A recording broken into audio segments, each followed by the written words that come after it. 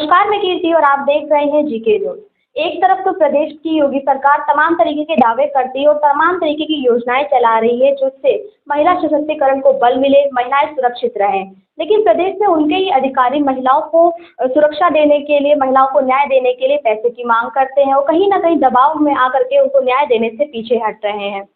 तो प्रदेश सरकार दावे तो तमाम कर रही है लेकिन उसकी जो ज़मीनी हकीकत है वो उससे कोसों दूर है। ऐसा ही एक मामला भी हमारे प्रकाश में आया है और उसमें क्या कुछ हुआ, क्या पूरा घटनाक्रम है, हम वो बात करेंगे और जानेंगे। आपका क्या नाम है और क्या सरिता तिवारी, मेरा नाम सरिता तिवारी है और मैं अयोध्या, जिला अयोध्या की रहने वाली हूँ। मेरी शादी मटियारी कांतीपुरम से हुई थी। देवेंद्र कुमार दुबे, पुत्र सुरेंद्र कुमार दुबे। मेरे ससुर सब इंस्पेक्टर हैं और मेरी शादी हुई थी 19 अप्रैल 2022 को। मैम, मेरे शादी के बाद से ही मेरे पति व ससुराल वाले मुझे मारने लगे, व दहेज मांगने लगे और घर भी नहीं भेजते। मुझे घर में किसी भी सदस्य से बात नहीं करने देते, ना मिलने देते थे। शादी के कितने समय बाद मतलब ये सारी चीज़ें शुरू हुई? शादी के 3 ही 4 दिन बाद से मुझे मारने पीटने लगे थे। जब मैं कहती कि मुझे घर से बात करा दो या कुछ भी, तो कहते कि अगर तुझे कोई प्यार नहीं करता तेरे घर वाले, और अगर करते तो तू बोल, पहले फ़ोन करके बोल कि 1 लाख रुपए दे, जिससे बात करना उससे बोल 1 लाख रुपए दे, अगर तुझसे प्यार करते होंगे तो 1 लाख रुपए देंगे दहेज के। हाँ, जब भी मैं बात करने के लिए बोलती तो वे बोलते कि अपने बाप से बोल दे 22 लाख रुपए दे देंगे और या इनोवा कार दे देंगे तो तुझे सही सलामत यहाँ रखेंगे, नहीं तो ऐसे तू ऐसे घुट घुट के मरेगी, ना तुझे किसी से मिलने देंगे ना तेरे घर भेजेंगे। अच्छा, जैसे क्या कभी आपकी बहन ने आपको बताया कि उसके साथ शादी के 3-4 दिन बाद ये सारी चीज़ें शुरू हुई? मैम, इन्होंने बताया कुछ नहीं था। हम दरअसल फुटपाथ पे दुकान करते हैं, बर्फ़ का काम करते हैं, तो रास्ते से हम गुजर रहे थे, वहाँ पे मटियारी चौराहा है, वहीं से हमारे दुकान की बर्फ़ आती, तो वहाँ हमने सोचा लो रास्ते में गाड़ी खड़ी करके यहाँ जाके बहन से मिला है। तो वहाँ गए तो सारे लोग, कुछ लोग इनके आगे पीछे लगे हों, कुछ लोग हमारे, तो हम दोनों भाई बहन मिलके एक बात नहीं कर पा रहे थे। तो एक दिन हम वहाँ जब पहुँचे तो वो लोग थोड़ा अंदर रह गए, हम बाहर आ गए। ये साइड में दरवाजे के थी, तो इनको उसी रात को भी कायदे का मारा पीटा गया था। तो ये अपना हाथ इशारे से दिखाएं, तब हम समझ गए। फिर हम अपने घर को फ़ोन किए, वहाँ फ़ोन किए तो हमारे पापा हैं, चाचा, हम भाई लोग सारे लोग गए इनकी विदाई के लिए कि कोई समस्या है तो विदाई करवा लाएं। फिर हम लोगों को भी घर में बंद कर लिया गया। फिर हम लोगों ने वहाँ से एक फ़ोन अंदर गया था जो तो 112 नंबर हम लोगों ने डायल किया, पुलिस आई मौके पर, हम लोग को वहाँ घर से उनके बाहर निकाला। अच्छा, कितने समय बाद आप विदाई के लिए गए थे और ये सब? मैम, एक बार तो मैं 20 दिन बाद अपने घर गई थी, वो ससुराल वालों की सहमति से, तब भी मुझे मार ही के भेजे थे, लेकिन हम सोचे थे सब कुछ सही हो जाएगा, घर पे ना कुछ बताएं। फिर दोबारा 10 दिन बाद हम अपने ससुराल फिर से वापस आए। उसके ससुराल आए कि दूसरे दिन से फिर मुझे वही तरह टॉर्चर करने लगे, मारने लगे। मैम, पूरी रात उठक बैठक मुझसे लगवाता था मेरा हस्बैंड। 2-2 दिन खाना भी नहीं। जब मैम वो शायद 3 ही 4 दिन बाद, मुझे डेट नहीं याद है, लेकिन 7-8 तारीख के बीच में, 7-8 जून की बात है। हाँ, 2022।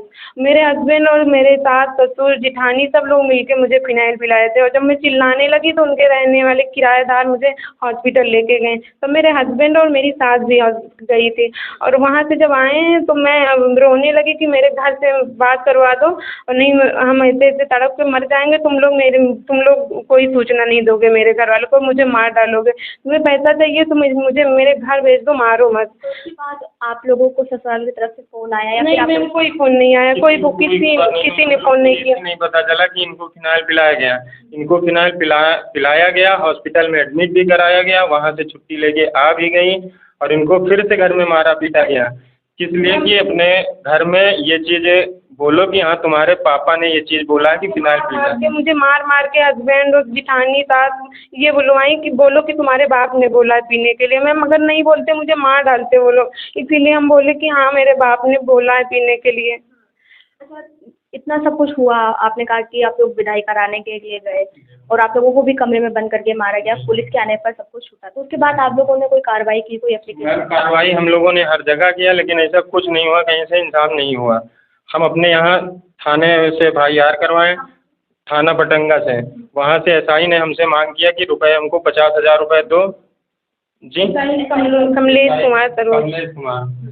एक बात बताइए, जैसे कि इनका जो ससुराल है वो मटियारी लगता है, तो आपने पहले चिन्हित थाने में जाने के पहले चिन्हित में मैंने FIR की। मैं चिन्हित की पुलिस मेरी विदाई करवा के वहाँ से लाई है और चिन्हित की पुलिस भी मेरी FIR नहीं लिखी है।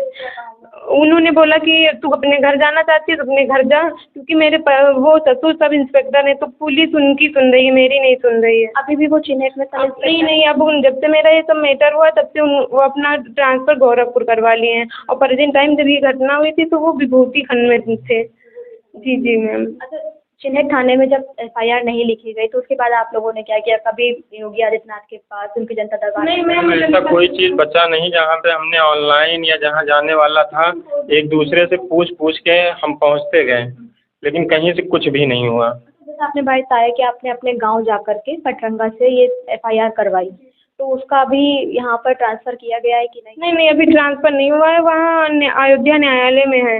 उसके बाद वो मेरे हस्बैंड जो हैं वो भी यहाँ सेक्शन 10 फाइल किए हैं, जो रोशनदोला कोर्ट पारिवारिक न्यायालय में चल रहा है। अभी उसकी डेट 15/7/2024 में थी और अगली डेट 1/10 में है, 1/10/2024 में डेट है अगली। और उसके बाद मुझे अब पता चला है कि अभी जल्दी में ही पता चला मेरे हस्बैंड दूसरी शादी कर लिया। अभी मेरे तरफ से ना कोई समझौता ना कोई तलाक, वो दूसरी शादी कर लिए हैं। मतलब आपको कोई जानकारी नहीं? कोई जानकारी नहीं हुई, मुझे कोई जानकारी नहीं। और वो भी वो पूरे रीति से किए हैं, जो पूरे परिवार जो हैं, रिश्तेदार भी हैं, सब मामा मामी और मौसी मौसा नाना, मेरी ससुर जिठानी की पूरी फैमिली सब हैं। तो जैसे आपने पटरंगा थाने में FIR कराई, अभी इनके हस्बैंड ने दूसरी शादी भी कर ली है, तो क्या आपने वहाँ पर जाकर पता करने की कोशिश की कि इसमें आगे क्या कार्रवाई हो रही है, पुलिस क्या कर? अभी कल भी हम गए थे मैम, थाने से मैंने पता किया तो वो लोग कह रहे हैं तुम्हारा कोर्ट का मामला है, हम कुछ नहीं कर सकते, जो भी तुम्हें करना है कोर्ट से करो। विवेचना भी कमलेश कुमार सरोज ने किया है, अब वो उनका ट्रांसफर हो गया है। पहले मैम कमलेश कुमार सरोज ने हम लोगों से डिमांड किया, जो विवेचनाधिकारी थे, जो FIR लिखा गया था, उन्होंने कहा कि 50,000 रुपये दो तो जितना आपने उनके परिवार में नाम डाला है सारे लोग का नाम रहेगा। हम लोगों ने पहली बात तो ज़मीन बेच के और ब्याज पे पैसा लेके बहन की शादी किया था, जैसे तैसे रोध हो गए। उसके बाद में 50,000 की वो डिमांड किया। हमने कहा भैया दे पाएंगे लेकिन थोड़ा थोड़ा करके देंगे, अभी मेरे पास पर्याप्त बैलेंस है नहीं। वो उधर से जाके पैसा लेके खाली 2 नाम डाले हैं, बाकी सारा नाम हटा दिया। अच्छा, कोर्ट में जैसे आपने कहा कि केस चल रहा है पारिवारिक न्यायालय में अयोध्या के, तो कोर्ट की तरफ से आपको डेट वगैरह दी गई, तो आपने पुलिस को नहीं बताया है? या मेरा पारिवारिक न्यायालय में यहाँ लखनऊ में चल रहा है और वहाँ तो कोर्ट कौन सी कोर्ट है मुझे नहीं पता, लेकिन अयोध्या में भी मेरा जो FIR हुआ उसका केस चल रहा है, दहेज प्रथा का मेरा। हाँ, क्योंकि वो लोग ज़्यादातर दहेज के लिए ही मुझे मारते पीटते थे। वो पहली विदाई जब ये यहाँ से गई थी, इनको मार पीट के भेजा भी गया था और इतना बोल के भेजा गया था कि घर से अपने आना तो इनोवा कार लेके आना या फिर इनोवा का पैसा लेके आना। आप लोगों ने कोशिश नहीं की कि बैठकर आपस में समझ लिया बहुत जाए? कोशिश की लेकिन वो लोग नहीं, बस वो बोलते थे कि अपने पापा को और तुम्हें बैठक मतलब मुझे बैठक करना है तो करो और नहीं तो हम तुम्हारे परिवार वालों से नहीं बात करेंगे, आओ या ना आओ। मैं तो वैसे भी तुम्हारी शकल पे नहीं शादी किया था और पैसे पे शादी किया था। वो कई बार मेरे हस्बैंड जो है प्रॉपर्टी डीलर का यहीं लखनऊ में ही काम करते हैं और IAS वाले मतलब स्टूडेंट को कोचिंग पढ़ाते हैं। और तो अभी आपकी क्या मांगे, क्या चाहते हैं आप सरकार हम से? यही चाहते हैं सरकार से कि अब वो दूसरी शादी कर लिए हैं, हम तो अब रह नहीं सकते, अब हमारा कोई वो नहीं है। और बस उनको ये हो कि उनको इस पे कार्रवाई हो, उनको सजा हो, उनको जेल हो, क्योंकि ये एक अपराध किए हैं। एक लड़की की ज़िंदगी के साथ दूसरी ज़िंदगी वो उसके साथ उसकी भी बर्बाद की है, मुझे भी बर्बाद की है। तो अब तो हम नहीं रहेंगे, लेकिन बस ये है कि मुझे न्याय दिया जाए, मेरा जो सामान लिए हैं, पैसा लिए हैं, वो मुझे वापस किया जाए। कितना सामान है लगभग आप? मैम कम से कम मेरे अंदाजा से तो 15 से 20 लाख रुपए की हम लोगों ने शादी किया था, क्योंकि लास्ट में विदाई तक का हम लोगों ने सामान जो भी दिया गया है उनको ब्रांड का चाहिए था। अगर ब्रांड का लोगो नहीं लगा है वो भी सब चेंज करवा के, जो हम लोगों ने सामान नहीं दिया है प्राप्त में नहीं था तो उसका हमने कैश में पैसा दिया है। सारा कुछ आके हमारी दुकान से वो लेके जाते थे और आए दिन जब हम उनको बात करें या कुछ भी करें तो वो अपने लड़के लगाते थे, वो खुद चक्कर लगाते थे हमको मारने पीटने के लिए, क्योंकि दुकान पे हम जो भी करते हैं अकेले ही रहते हैं। अकेले रात को 11 बजे जाते हैं, 12 बजे जाते हैं दुकान से, वो अपने लड़के रास्ते में लगवाए और उनके फादर हमसे बोले कि कोई फर्जी मुकदमे में तुमको हम फंसा देंगे, घर से उठवा लेंगे, जान से मरवा देंगे, कुछ भी अगर कहीं ये बात ओपन हुआ तो। आए दिन वो ब्रजेश पाठक का हम लोगों को धमकी दिया करते हैं कि ब्रजेश पाठक जी हमारे जानने में है, परिचय में है, तुमको ऐसे कि छू मंतर की तरह गायब करवा देंगे। तो आप लोगों ने जब जनता दरबार में गुहार लगाई है, सीएम पोर्टल पे डाला, तो वहाँ से क्या आपको आश्वासन मिला? कुछ मैम वहाँ से भी कोई रिप्लाई नहीं आया। एप्लीकेशन दिया मैंने, ऑनलाइन दिया सीएम पोर्टल पे। वो मुझे बस सीओ के यहाँ बुलाते थे और बस ये समझा देते थे कि जो भी करना है कोर्ट से होगा, यहाँ से कुछ नहीं होगा, सीएम पोर्टल पे। और मैं जनता दरबार एक आध दो बार जाने की कोशिश भी की, लेकिन वहाँ नहीं जा पाए मैम, क्योंकि हम अयोध्या से जब तक आते हैं तब तक पता ही नहीं चलता कब सीएम दरबार लगा और कब क्या हुआ। नहीं मैम। आप लोग पुलिस कार्रवाई से खुश हैं जो भी कर रही है? नहीं मैम, हम लोग पुलिस कार्रवाई से कोई वो ना पुलिस का साथ देती है, वो हमारा नहीं सुन रही। हर जगह जाते हैं तो कहीं थाने वाले इतना मांगते 50,000, 2 लाख, 50,000, 1 लाख, हम कहाँ से दे देंगे? हमारे पास तो कुछ नहीं है मैम। तो जैसा कि आपने देखा अभी हमारे साथ यहाँ पे जो महिला मौजूद है, इनका ये कहना है कि पुलिस जो है वो पुलिस का साथ दे रही है, अपराधी का साथ दे रही है सिर्फ इसलिए क्योंकि उनके पिताजी भी पुलिस में हैं।